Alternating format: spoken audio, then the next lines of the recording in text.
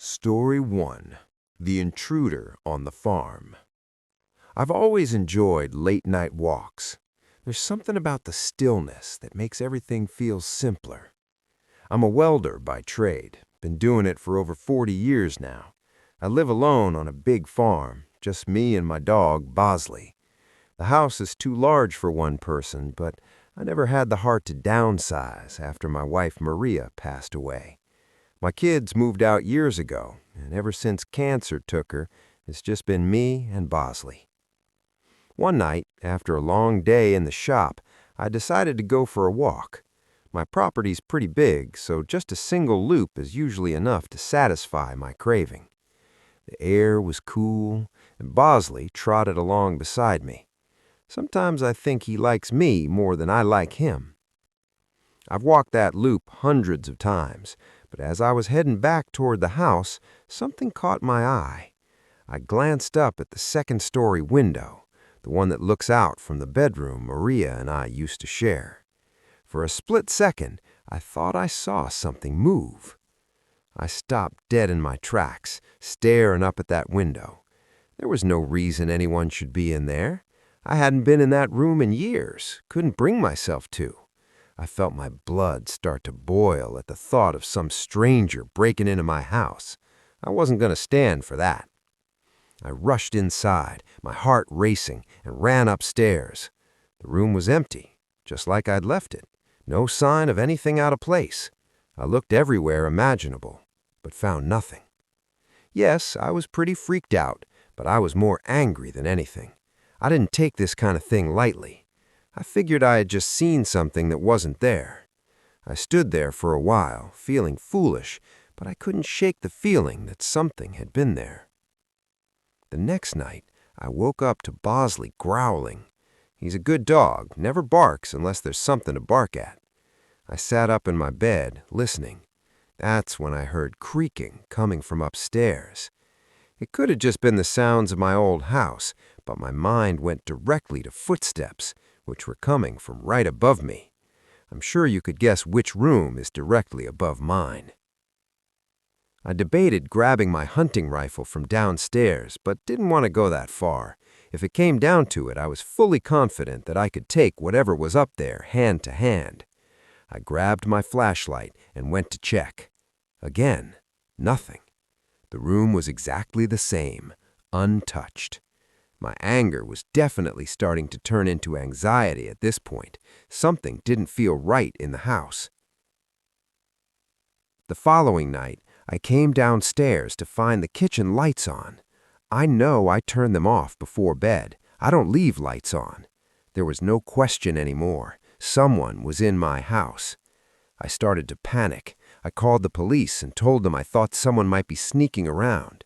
They came out, searched the house from top to bottom, but found nothing. They were nice about it, told me to call again if I needed them, but I could tell they didn't believe me. The next night was the worst by far. I couldn't sleep, so I decided to go upstairs and check the bedroom again. I don't know why. Maybe I thought it would settle my mind. But when I opened the door, I froze. There were clothes scattered all over the floor, Maria's clothes. I had packed them away after she died. Now they were everywhere. Something like this doesn't just happen randomly. And then I saw her. There was a woman standing in the doorway, just staring at me. I couldn't see her face clearly, but I could tell she wasn't Maria. She was too short. I don't know who she was, but she didn't belong there. I had never been so afraid in my life. Without thinking, I ran at her. She turned and bolted down the stairs and out the front door. By the time I got outside, she was gone. I searched the property with Bosley, but there was no trace of her. I didn't sleep that night. For months after that, I couldn't sleep. I was constantly on edge, convinced I heard footsteps upstairs at night. Every little noise set me off. I slept with my rifle next to my bed, terrified that I'd have to use it one night. I debated calling my brother to come stay with me, but I wasn't going to do that. I was raised to always handle my own, so that's what I did. The nightmare didn't end, though. One night, I was sitting in the living room when I noticed a figure standing in the yard looking straight at me through the window. It was her again. My heart felt like it stopped. I grabbed my hunting rifle and ran outside, Bosley close behind. She was still there, just a silhouette in the moonlight, watching me. I fired a few warning shots into the air, hoping to scare her off. That was enough to get her to turn and run into the darkness, but it's not like that made me feel any better. I was literally being tormented by some random woman who was probably homeless. I couldn't even imagine why this was happening to me. I stood there for a long time, waiting to see if she'd come back. She never did. I haven't seen her since, but I know it's only a matter of time. I'm fully prepared to defend myself, but I don't think living in perpetual anxiety like this is sustainable. Thank God for Bosley. I have no idea what I'd do without him. I'll send an update if anything happens. Story 2. The Stalker at the Preserve. I work for a catering service, which means I'm on the road a lot, usually late at night. I spend most of my time lugging stuff from place to place in this massive truck the company makes me drive. It's not the worst job in the world, but the hours suck, and it's not at all what I thought I'd be doing with my life. By the time I get home, I'm either so wired from caffeine that I can't sleep, or I pass out the second I hit the bed and stay that way for 12 hours. I was driving back home one night at like 2 a.m. It was nice to be driving my own car again. As I was approaching my house, I realized I had probably had one too many Red Bulls, and there was no way I'd be able to sleep. On top of that, I hadn't eaten in hours, and I was starving. There's a McDonald's right off the highway, about 10 minutes from my house. It's usually my first choice when it comes to late-night snacks, since it's just so convenient. I'm not even one to gorge myself on fast food. I just occasionally get this weird craving that only a handful of fries can satisfy. It's obviously open 24/7, and I figured some comfort food would be the perfect thing to help me wind down. I don't remember exactly what time it was, but it was definitely after 2 by the time I pulled into the drive-thru. There were a few cars ahead of me, which I was actually kind of surprised by. It's not like this McDonald's was a busy spot at 2 a.m. on a Tuesday. As I was sitting there impatiently, I found myself staring off into space, wondering what was taking so long. That's when I noticed something strange. There was an old, beat-up Volkswagen with its windows tinted, backed into a spot in the very corner of the lot. The McDonald's itself was only accepting drive-thru orders at this hour, so it didn't make sense why there'd be a car in the lot. There were reserved spots on the other side for employees, so it couldn't have been one of them. I figured it was maybe just someone eating in their car, which it probably was.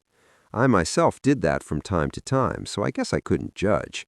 It was just an odd sight, to be completely honest. I got my food and started driving away.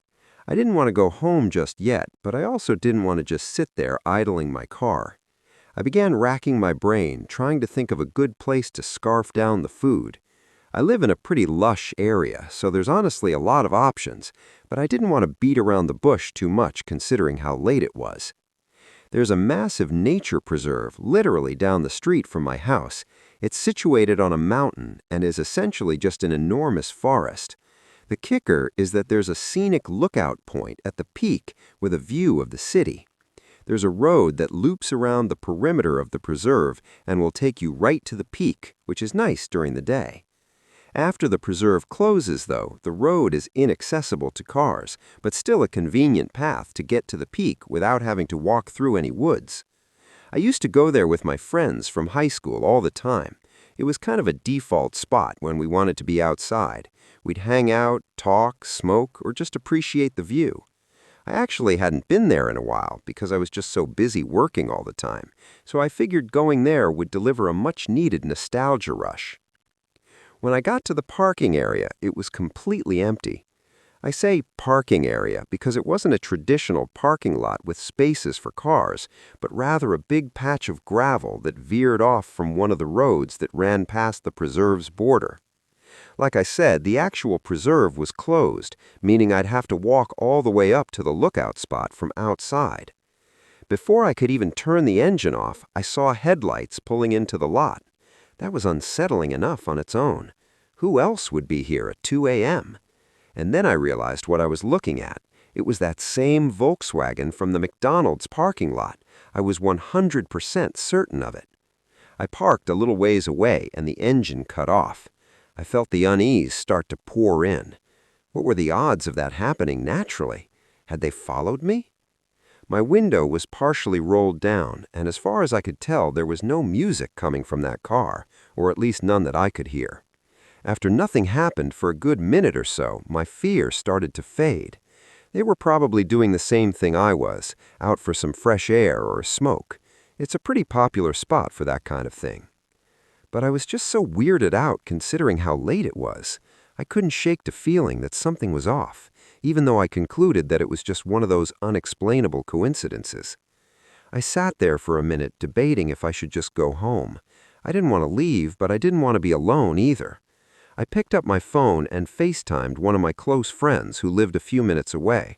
I told myself if he didn't pick up, I'd just eat my food in the car and drive home. He was actually awake, though, which I was a little surprised by. He said he had been up writing a paper. I convinced him to swing by and hang out for a bit. He was down. He said he'd be there in 10. While I waited, I kept my eyes on the Volkswagen. It still hadn't moved. I tried to shake it off, telling myself I was paranoid. When Sebastian finally pulled into the lot, I felt a lot better. We both got out of our cars and began walking up the path. Before the parking lot fully receded from view, I shot a glance backwards. The Volkswagen was still there, but I saw all 4 doors open at once. 4 guys stepped out. They just stood there for a few seconds, looking at each other. It was freaky. I nudged Sebastian, who realized what I was looking at. Before they could see us, we continued walking up the path so that the lot was obstructed from view. Alarm bells were going off in my head, but Sebastian didn't seem that concerned. He told me they were probably just going out to smoke. We kept walking, and by the time we got to the top, the scenic view was enough to take my mind off things. We always sat on this little rock wall that was supposed to keep people from wandering off the edge of the mountain. We sat there eating and talking like we used to. It was nice. Of course, that nice feeling didn't last very long. We heard the sound of talking and laughter quickly approaching us. We turned around to see 3 guys walking towards us, sharing what looked like a blunt. They were acting friendly enough, which definitely calmed my nerves a little. Instead of finding their own spot, though, they walked right up to us like they wanted to start a conversation. The guy holding the blunt was covered in tattoos and had a nose ring. He honestly looked pretty intimidating. He flashed half a smile before asking us if we wanted to smoke. We both said no, and one of the other guys laughed and called us something. I won't repeat it. Sebastian scoffed at that. My curiosity got the better of me, and I blurted out a question about what they were doing at McDonald's. The guy holding the blunt dropped his smile instantly and narrowed his eyes, like he was caught off guard by my question. His 2 friends did the same, staring at us with cold expressions. They didn't say anything for an uncomfortably long time. That's when I remembered that there had been 4 guys in that car, not 3. One of them was missing. At that point, I was fully prepared to run. I knew Sebastian was thinking the same thing. Finally, the ringleader told us he worked nights and that he had just gotten off. He pulled his hoodie up to reveal a McDonald's uniform, I think because he knew we wouldn't believe him otherwise. He then went on to say he came to the spot every day after work to smoke with his friends. While that definitely calmed me down a bit, something about this situation was terribly off. I could tell Sebastian felt the same. We decided it was time to go. As we started walking down the path, Sebastian stopped and pointed into the trees. I followed his gaze and saw the 4th guy, half hidden in the darkness. He was holding something, but I couldn't make out what it was. I felt my heart start racing. The moment he saw us looking, he started moving. That's when we ran. We bolted down the path, glancing back to see him chasing us with the 3 other guys close behind. My heart was pounding so hard I thought it would burst. I could hear their footsteps getting closer, but I didn't look back again. We finally made it to the parking lot, jumped into our cars and floored out of there. As I was speeding away, I could see those guys rushing to get in their car. I didn't feel comfortable driving home out of fear I'd be leading them right to my house. I called Sebastian and told him we should meet back up on his street. We had a decent head start on them, and I don't think we were followed, but I wasn't taking any chances. When Sebastian and I met back up, we were still in shock about what the hell just happened. I don't know if they were trying to rob us or worse. I didn't know what to think. Sebastian showed me his phone and said he had snuck a picture of them while they weren't looking. He sent it to me, but I wasn't sure what to even do with it. I had off the next day, so I convinced Sebastian to come with me back to the McDonald's so we could at least report the employee. The next day, we approached a guy on the younger side, hoping that he'd listen to us.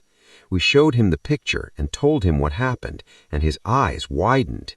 He told us something literally out of a horror movie.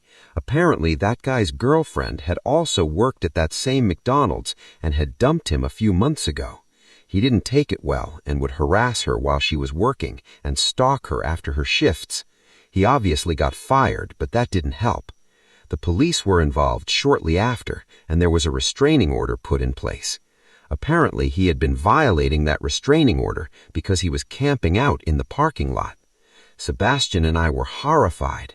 I have no idea why he decided to follow me, but it was clear that he was unhinged. I'm praying that the police catch him camping out in the parking lot, because then he'll actually be screwed. I just hope he doesn't recognize my car anywhere. It's only been a week, but I haven't been back to that McDonald's or the preserve. Hopefully the police are able to do something, but that's out of my control. Forgive me if I don't remember every detail of the story. It happened a while ago. I grew up in Ardmore, Pennsylvania. Not much goes on around here, so finding things to do can be a challenge. In high school, a few friends and I would sneak into and explore old abandoned buildings. That's the sort of thing we did at that age. I didn't realize how popular that kind of stuff is until many years later. Apparently, lots of people like to explore abandoned buildings. Anyway, there was this abandoned church that we'd been to a couple of times before. It was in Narberth. I actually remember the exact address, 198 Elmwood Avenue. The place was creepy, but it was kind of our go-to spot for late-night thrills. One fall evening, a few of us decided to hit the church and drink a little inside. It was a chilly night, and the air had that crisp bite to it. There were 6 of us, me, Luna, Gina, Johnny, Max, and Allie. The church sat behind an 8-foot chain-link fence, which we had to climb to get in. The doors were all boarded up, so we always went through a window on the side. Once you were inside, the first thing you noticed was the floor, or lack of one. The entire first floor was just dirt. It looked like someone had ripped out the floorboards years ago, leaving only a hole in the center where a set of concrete stairs led down to the basement. That's where we always ended up, down in the basement. The basement had 3 rooms, but only one had a door. The other 2 just had door frames. The first room we went into was the largest. There wasn't much in it, just some old furniture, broken chairs, a busted couch. I remember having to shush Johnny like 12 times because he was a lightweight, and the tiny bit of alcohol he had was making him really loud and antsy. Being in such a big group was always a plus, though, and I felt much safer knowing we had numbers.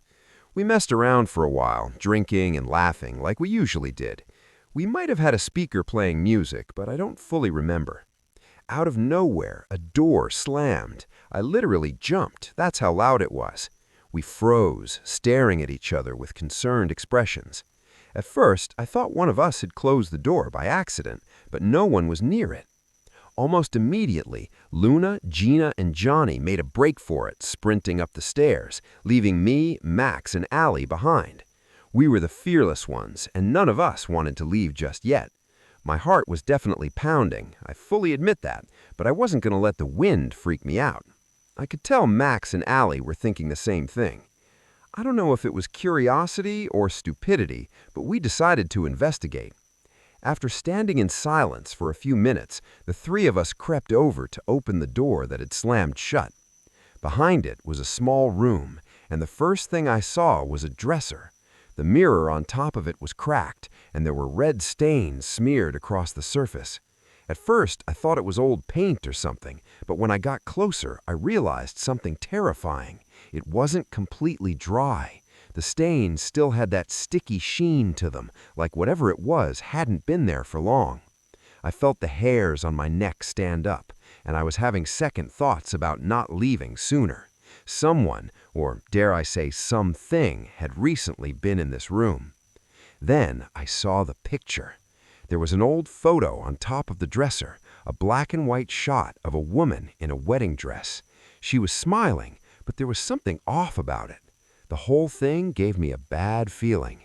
I backed away, but just as I turned, we heard another noise. This time, it wasn't the door. It was coming from one of the other rooms. It was coming from the room we had just been in.